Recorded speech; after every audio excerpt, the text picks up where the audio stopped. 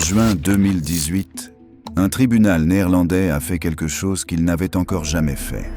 Il a interdit un club de motards. L'organisation entière a été dissoute par décision de justice, avec effet immédiat. Ce n'était pas l'un des clubs de motards les plus puissants du monde. C'était un club fondé par 9 amis dans une petite ville au sud de Rotterdam, aux Pays-Bas. Un club plus jeune que la plupart de ses rivaux de plusieurs décennies. Son nom était Satudara. Un seul sang. Mais la vraie question est la suivante. Comment 9 hommes, sans passé criminel ni territoire, sont-ils devenus le club de motards le plus dangereux de l'histoire européenne? La blessure coloniale. Tout commence par une promesse qui n'a jamais été tenue. Après la Seconde Guerre mondiale, des milliers de soldats moluccois ayant servi dans l'armée coloniale néerlandaise se sont retrouvés dans une position impossible.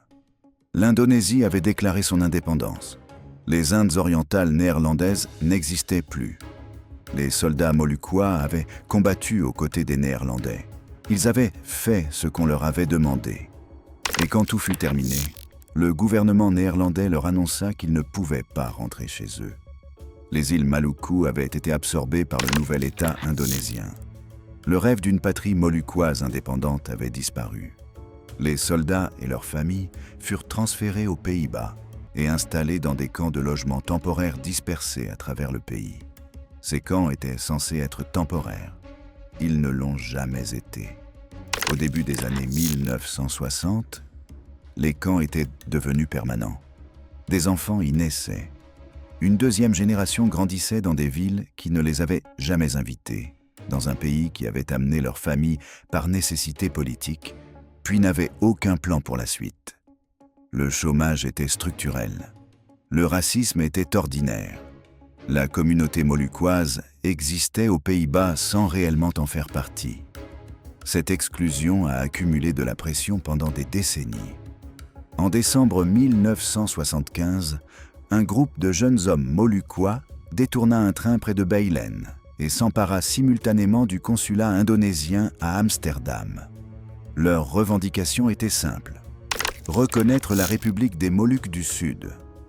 La prise d'otage du train dura 12 jours. 2 passagers et un pirate moururent. Le gouvernement néerlandais ne reconnut pas la République des Moluques du Sud. 2 ans plus tard, en mai 1977, un autre groupe détourna un train près d'Assen. Au même moment, ils prirent une école primaire à Bovensmild. 105 enfants, 5 enseignants, pris en otage par des hommes ayant grandi dans des camps que leur gouvernement avait promis temporaires. La prise d'otage de l'école dura 4 jours. Celle du train dura 20 jours.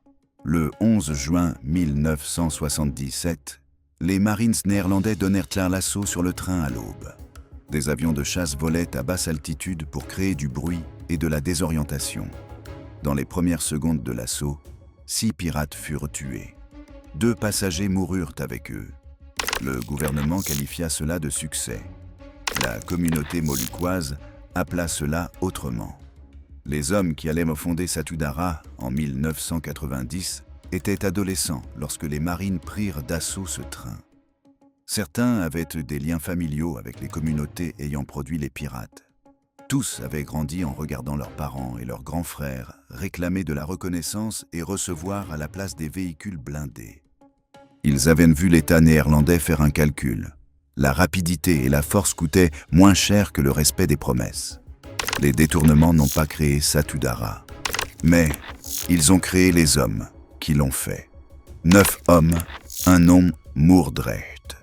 Une petite ville de Hollande méridionale dont personne hors des Pays-Bas n'avait jamais entendu parler. Et en 1990, personne n'avait de raison de la connaître. 9 amis s'y réunirent, pour la plupart d'origine moluccoise, enfants et petits-enfants des hommes qui avaient combattu pour les Néerlandais, s'étaient vus promettre une patrie et avaient fini dans des camps à la place. Ils avaient grandi avec cet héritage sans savoir où le déposer. Alors, ils ont construit quelque chose qui leur appartenait. Ils se considéraient comme les héritiers, des guerriers moluccois. Leur logo représentait un guerrier alfur, symbole directement tiré de la culture insulaire que leurs grands-parents avaient laissé derrière eux. et leur nom venait de deux mots en indonésien et en malais. Satudara. Un seul sang. Ce qui les distinguait de tous les autres clubs de motards hors la loi, opérant en Europe à cette époque, tenait à une seule décision. Alors que les Hells Angels, les Bandidos et les Outlaws avaient tous construit leur identité autour de la blancheur, l'imposant par des règles informelles et parfois des restrictions explicites, Satudara ouvrit ses portes à tout le monde. Néerlandais, Moluquois, Surinamais, Marocains, Turcs, Antillais. Si vous étiez loyal et capable d'assumer ce qu'exigeait l'appartenance au club, l'écusson était à vous peu importe vos origines. Cette décision semblait banale en 1990. Elle ne le resterait pas longtemps. Pendant la première décennie, ils restèrent exactement ce qu'ils semblaient être. Locaux, petits. Un cercle soudé d'hommes avec des motos et une identité commune construite sur le déracinement et la fraternité. Connus seulement des communautés autour d'eux et totalement invisibles pour le reste du monde. Ils n'étaient pas craints.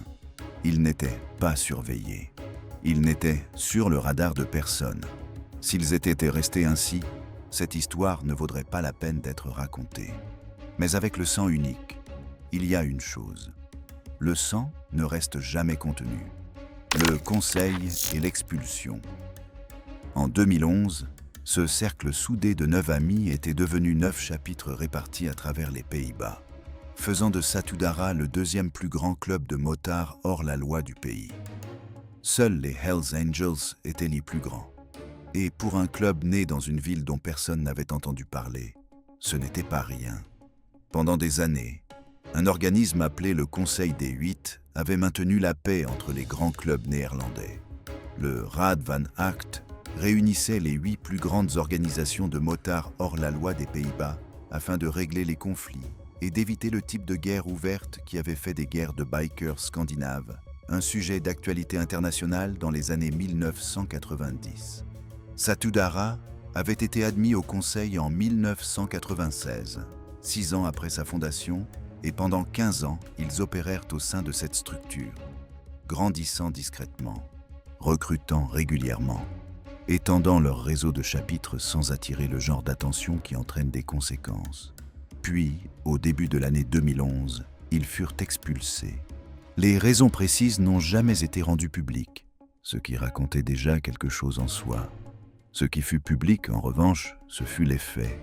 La police néerlandaise commença presque immédiatement à signaler une montée des tensions.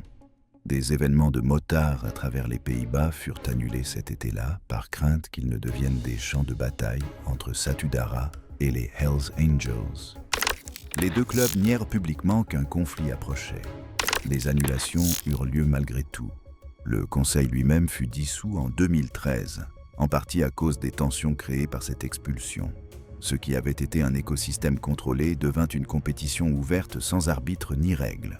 Et au lieu de reculer, au lieu de réduire leur visibilité et d'attendre que la pression diminue, Satudara fit exactement l'inverse. Ils regardèrent le terrain ouvert devant eux et décidèrent de foncer. L'Empire. Et ils ont foncé. À partir de 2011, Satudara a commencé à s'étendre au-delà des Pays-Bas, avec une vitesse et une méthode qu'aucun club de motards hors la loi européen n'avait tenté auparavant. Le modèle était simple. Trouver des clubs locaux existants dans de nouveaux pays, les absorber, les convertir en chapitres Satudara, puis passer au territoire suivant. Ce qui permit à cette stratégie de fonctionner alors qu'elle aurait échoué pour presque n'importe quel autre club, venait de la décision prise à Moordrecht en 1990. La porte ouverte. Il existait des communautés de la diaspora moluquoise en Belgique, en Allemagne et en Scandinavie, ayant des liens culturels directs avec les membres fondateurs. Mais au-delà de ces communautés, il y avait à travers l'Europe des populations entières que les Hells Angels et les Bandidos n'avaient jamais réussi à atteindre parce que leur identité était construite sur l'exclusion. Les communautés irlandaises des Travellers en Irlande, les populations issues de la diaspora turque en Allemagne et en Belgique, les quartiers immigrés en France ayant passé des décennies en marge de la société européenne. Pour eux tous, Satudara offrait quelque chose qu'aucun autre grand club hors la loi ne pouvait offrir. Un écusson qu'il n'était pas nécessaire d'être blanc pour porter. En 2012, ils avaient des chapitres en Belgique et en Allemagne. En 2013, au Danemark et en Norvège. Puis rapidement en Suède. Ensuite en France, en Espagne, en Suisse. Puis en Australie, en Indonésie, en Malaisie, à Singapour, en Thaïlande, au Brésil, en Afrique du Sud, au Canada. Au milieu de la décennie, plus de 70 chapitres répartis dans plus de 20 pays. La plupart des clubs de motards hors la loi mettent des décennies à construire une telle présence internationale. Satudara l'a construite en moins de 5 ans. Tout le monde ne les accueillit pas favorablement. En Belgique, l'ouverture du chapitre d'Anvers en 2012 sous le nom de Satudara Belgium. District 9 ne constituait pas une expansion vers un territoire neutre. La Belgique était depuis des années un territoire des Hells Angels. S'installer à Anvers était une provocation directe, et les deux camps le savaient. Les deux clubs se retrouvaient désormais à se disputer les mêmes villes, les mêmes marchés criminels, les mêmes quartiers. Les confrontations suivirent. Les forces de l'ordre des deux pays commencèrent à surveiller les tensions dès l'ouverture du chapitre d'Anvers, car elles avaient déjà vu ce qui se produisait lorsque deux clubs de cette taille décidaient qu'un même territoire leur appartenait. Et à mesure que les chapitres se multipliaient, la violence se multipliait avec eux. Les procureurs néerlandais ont documenté un schéma d'agressions armées, de trafic de drogue, d'extorsion et d'infractions liées aux armes dans plusieurs chapitres. Ce qu'ils décrivaient n'était pas un club avec quelques membres criminels. Ils décrivaient un club possédant une culture structurelle de la violence, imposée du sommet vers la base, directement liée à la hiérarchie. Les membres qui sortèrent du rang faisaient face à des sanctions internes. Les rivaux qui résistaient faisaient face à quelque chose de pire. Le club n'existait pas malgré cette pression. Il était construit autour d'elle, il s'en nourrissait et il grandissait grâce à elle. L'informateur et l'effondrement. L'Allemagne fut le premier endroit où l'expansion internationale se heurta à un mur. Début 2012, un homme d'origine marocaine nommé Ali Osman, dirigeant d'un club appelé Brotherhood Clown Town, fonda le premier chapitre allemand de Satudara. À peu près au même moment, les documentaristes néerlandais Joost van der Valk et Max Gavan obtenaient un accès sans précédent de 2 ans au monde interne du club. Ce que Satudara voulait montrer, c'était leur fraternité, leurs racines moluccoises, leur héritage guerrier. Les réalisateurs trouvèrent tout cela, mais en suivant 4 des leaders montants du club, Angelo, Ola, Mima et Bota, ils capturèrent également quelque chose que le club n'avait jamais eu l'intention de montrer à l'écran. Les tensions organisationnelles provoquées par une croissance plus rapide que la confiance ne pouvait suivre. Les disputes internes sur le rythme et le contrôle. Les tensions entre ce que le club avait été fondé pour être et ce qu'il devenait rapidement. Le documentaire fut diffusé sur la télévision nationale néerlandaise le 22 juin 2015 et regardé par plus d'1 million de personnes. À ce moment-là, le chapitre allemand construit par Ali Osman faisait déjà l'objet d'une surveillance intensive des forces de l'ordre. Ce que les enquêteurs découvrirent, c'était un chapitre ayant importé directement sur le territoire allemand l'infrastructure criminelle du club, ainsi que ses méthodes disciplinaires internes. Le 24 février 2015, le ministre allemand de l'Intérieur Thomas de Maizière annonça une interdiction nationale. La police fédérale mena simultanément des perquisitions dans environ 20 lieux répartis dans 5 länders allemands, saisissant motos, armes et argent liquide. L'interdiction fut confirmée par les tribunaux. Puis Ali Osman prit une décision. Il risquait jusqu'à 20 ans de prison. Il conclut un accord avec les procureurs allemands et coopéra pleinement, dénonçant des membres du chapitre allemand, ainsi que des dirigeants aux Pays-Bas. Des dirigeants néerlandais de Satudara furent emprisonnés en partie grâce à son témoignage. Parmi eux, Olla, l'un des 4 hommes qui venaient d'être filmés comme l'avenir du club, désormais assis devant un tribunal, à cause de quelqu'un qu'il avait laissé entrer sans réellement le connaître. Lorsque cette coopération devint publique, on demanda à Olla ce qu'il en pensait. Sa réponse fut précise dans sa colère. Osman avait dit tout ce qu'il pouvait pour obtenir une réduction de peine. En Allemagne, vous coopérez et votre peine diminue. Osman risquait 20 ans et reçut finalement 6 ans et demi. Mais ensuite, il dit quelque chose qui allait plus loin que la colère. Il expliqua que le problème à l'étranger était qu'on ne connaissait pas les gens. Qu'aux Pays-Bas, si vous ne connaissiez pas quelqu'un, vous demandiez à un voisin ou à un ami. Que si vous vouliez rejoindre le club, quelqu'un devait se porter garant pour vous. Mais pas en Allemagne.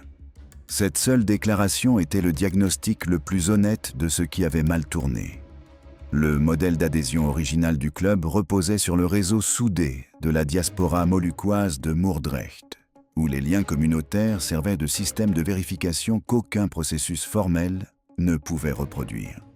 Plus il grandissait vite, moins il savait qui il laissait entrer. Et moins il le savait, plus il devenait vulnérable. Ali Osman était marocain, pas moluccois. Il n'avait pas grandi dans la communauté de diaspora qui avait construit l'esprit du « One Blood » à partir du déplacement colonial et de la colère générationnelle. Il avait un club, il voulait un écusson plus grand, et il devint le premier président de chapitre allemand. Quand la pression arriva, il fit le calcul rationnel qui s'offrait à lui. Il parla, et Osman n'était même pas l'étendue complète du problème. Un important membre de Satudarah en Allemagne, nommé Christian Jahn, s'avéra être un policier infiltré, intégré dans la structure du club et collectant des renseignements pendant une longue période, avant que son identité ne soit découverte. 2 informateurs et un agent infiltré dans un seul chapitre. Voilà ce que produit une expansion sans vérification. Voilà à quoi ressemblait One Blood, quand plus personne ne vérifiait réellement le sang. Voici la section retravaillée. Les interdictions. En 2014, une opération de police coordonnée balaya le chapitre suédois et arrêta tous ses membres pour des accusations liées aux armes et à la drogue. Le chapitre s'était à peine installé qu'il avait déjà disparu. Cela ressemblait à un avertissement. Cela s'est révélé être le premier mouvement de quelque chose de bien plus vaste. L'Allemagne suivit en février 2015 avec l'interdiction nationale et les perquisitions qui l'accompagnèrent. 5 Länder, 20 sites, une seule matinée. Puis l'Australie. Le chapitre de Sydney fut perquisitionné et fermé en novembre 2015, son président arrêté aux côtés de 3 membres importants. Les forces de l'ordre déclarèrent l'opération australienne terminée.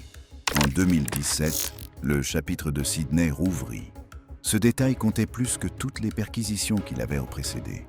La capacité d'absorber une interdiction, de se regrouper et de se reconstituer n'était pas une faille du système. C'était le système lui-même. Et chaque gouvernement, ayant célébré une opération réussie contre Satudarah, allait bientôt le découvrir. Le 18 juin 2018, le tribunal de La Haye rendit la décision qui ouvre cette histoire.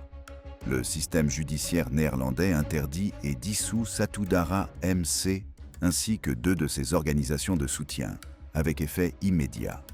La décision évoquait des crimes violents, de l'extorsion, du trafic de drogue et du trafic d'armes. Mais ce que le tribunal souligna, ce n'étaient pas les accusations individuelles, c'était la culture. La violence n'était pas accidentelle.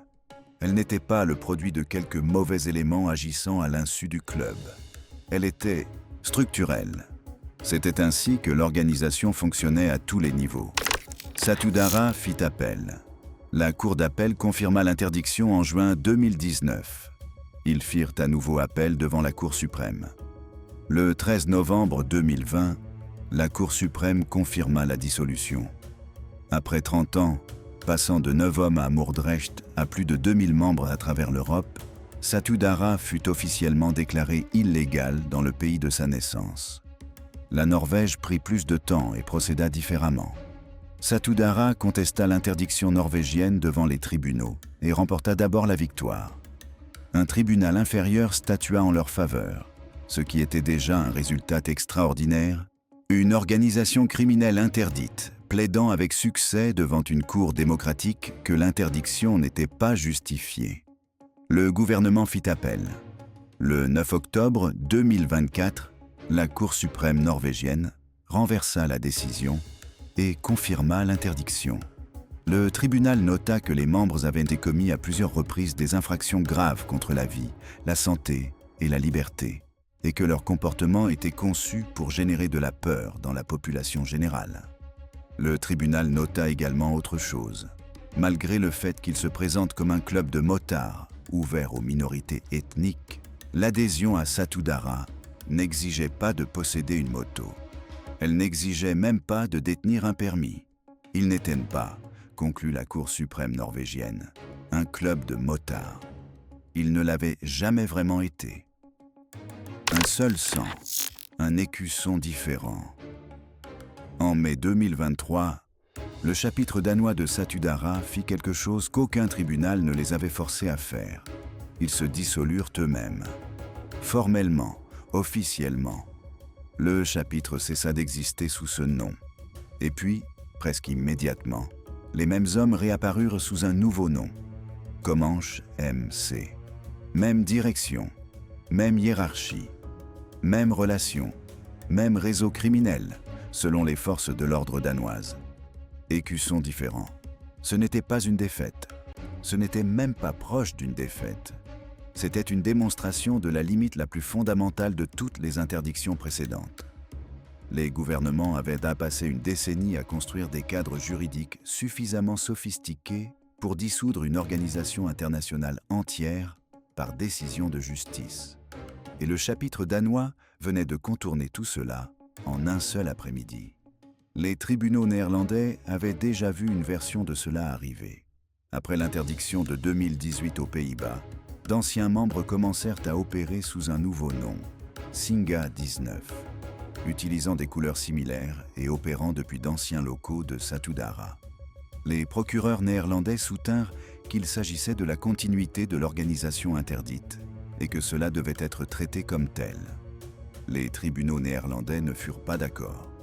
Selon l'article 140 du Code pénal néerlandais, porter les couleurs de Singa 19 ou utiliser d'anciens locaux de Satudara n'était pas poursuivable comme une continuation de Satudara, même lorsque les hommes à l'intérieur étaient les mêmes qui portaient l'ancien écusson la semaine précédente.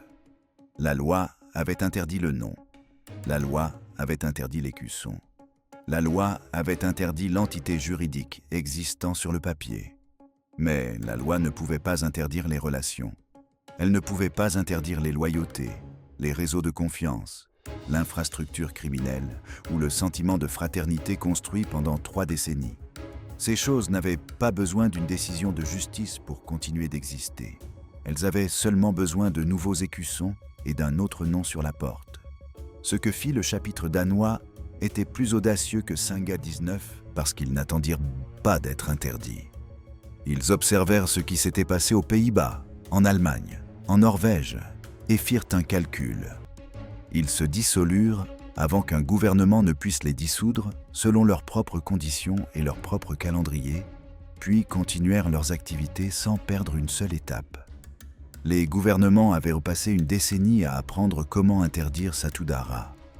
Satudara avait passé cette même décennie à apprendre qu'un nom et un écusson ne sont pas la même chose qu'une organisation. Et en 2023, il était clair de voir quelle leçon avait été la plus utile. Le waterbed. Voici le chiffre qui a tout exposé. En 2014, avant l'interdiction néerlandaise, il y avait environ 1000 membres de clubs de motards hors la loi aux Pays-Bas. En 2020, 2 ans après l'interdiction censée éliminer totalement Satudara du territoire néerlandais, ce nombre était monté à 2500. L'interdiction n'avait pas réduit l'écosystème des clubs de motards hors la loi. Elle l'avait plus que doublé. De nouveaux clubs remplirent presque immédiatement l'espace. Supremos MC, King Syndicate MC. D'anciens membres de Satudara les rejoignirent, emportant tout avec eux, leur réseau, leurs contacts criminels, leur savoir opérationnel, leurs relations avec des marchés de la drogue qui n'avaient aucune raison de cesser de fonctionner simplement parce qu'un tribunal de La Haye avait rendu une décision. Les chercheurs étudiant la période post-interdiction découvrirent quelque chose qu'aucun communiqué gouvernemental ne mentionnait jamais. La codélinquance entre anciens membres de Satudara et non-membres dans les activités liées à la drogue augmenta en réalité après l'interdiction. La structure organisationnelle avait été perturbée. L'activité criminelle, non. Si quelque chose avait changé, c'est qu'elle s'était davantage répandue. Les criminologues appelèrent cela l'effet waterbed. Appuyez assez fort à un endroit et la pression ne disparaît pas. Elle réapparaît ailleurs. Les forces de l'ordre néerlandaises avaient fortement appuyé à la fin des années 2010 et la pression était réapparue en Allemagne, en Belgique, au Danemark et en Norvège. Quand l'Allemagne se referma, la pression se déplaça vers des pays n'ayant pas encore agi. Quand une grande partie de l'Europe se referma, la pression réapparut en Australie, en Afrique du Sud et en Asie du Sud-Est. Au moment où les principales interdictions européennes furent toutes prononcées, 60% des chapitres actifs de Satudara opéraient entièrement hors d'Europe, et ces chapitres n'étaient pas des restes. Ils n'étaient pas les braises mourantes d'une organisation vaincue, attendant de s'éteindre discrètement. Le président du chapitre de Canberra fut arrêté pour trafic de drogue alors qu'il était déjà en prison, organisant des opérations depuis sa cellule, tout en purgeant une peine pour une autre infraction. Le chapitre de Sydney, que les forces de l'ordre avaient déclaré terminé en 2015, était de nouveau opérationnel dès 2017. Les chapitres à travers l'Indonésie, la Thaïlande, la Malaisie et Singapour continuèrent sans interruption significative pendant toute la période où les gouvernements européens célébraient leurs interdictions comme des victoires. Les chercheurs ayant étudié cela de plus près choisirent soigneusement leurs mots. Les interdictions augmentent les coûts opérationnels. Elles perturbent la coordination. Elles permettent des saisies d'actifs et affaiblissent progressivement la cohésion du groupe. Tout cela est vrai. Mais rien de cela n'élimine les conditions qui ont produit l'organisation au départ. Et tant que ces conditions existent, le waterbed continue de repousser. Ce qui survit. Mais voici ce que l'effet waterbed n'a jamais pu mesurer. La communauté de la diaspora moluccoise qui a fondé Satudara en 1990 avait grandi dans un pays qui avait amené leur famille sur son territoire, puis avait détourné le regard.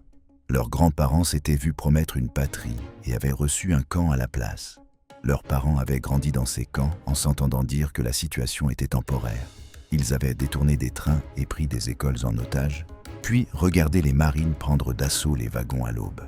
Et après tout cela, ils étaient toujours là, toujours aux Pays-Bas, toujours en marge d'un pays qui les considérait comme résidents sans jamais vraiment les considérer comme appartenant à la nation. Si cette réalité structurelle avait changé en même temps que les décisions de justice, l'histoire aurait peut-être eu une autre fin. Mais ce ne fut pas le cas. Les quartiers restèrent les mêmes. Les chiffres du chômage restèrent les mêmes. Le sentiment d'être en permanence à l'extérieur d'un pays qui avait amené votre famille, puis l'avait oublié, resta exactement le même en 2018 qu'en 1990. 9 hommes à Moordrecht avaient construit un club autour de ce sentiment. Ils avaient bâti un empire dessus. Mais l'empire qu'ils avaient construit se finançait grâce au marché de la drogue, à l'extorsion et à une violence qui s'attaquait précisément aux communautés que le club prétendait représenter.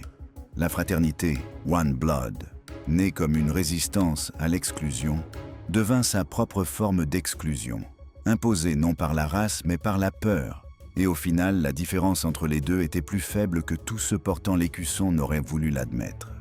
Les gouvernements ont interdit le nom. Les tribunaux ont dissous l'entité juridique. La police a perquisitionné les clubhouses, saisi les biens et tenu des conférences de presse. Et au Danemark, les mêmes hommes ont enfilé de nouveaux écussons et ont continué à rouler. Si les conditions ayant créé Satudara avaient été réellement traitées, les interdictions auraient peut-être eu un effet permanent. Mais elles ne l'ont pas été. La marginalisation est restée. L'exclusion est restée. Les communautés que l'Europe avait laissées derrière elle sont restées exactement là où l'Europe les avait laissées. One Blood n'a pas disparu. Cela a simplement cessé de répondre à ce nom. Satudara est né d'une blessure qui n'a jamais guéri, et il est mort de la même manière. Les tribunaux ont interdit le nom, les perquisitions ont pris les clubhouses, et les écussons ont changé. Mais les conditions qu'il avait créées au départ, elles, n'ont jamais changé. Mais que se passe-t-il lorsque le club de motards le plus craint de la planète cesse totalement de prétendre suivre des règles, et que les hommes qui le dirigent poussent des gouvernements à travers tout un continent à regretter d'avoir un jour entendu ce nom? Cliquez sur la prochaine vidéo pour voir comment tout cela s'est déroulé.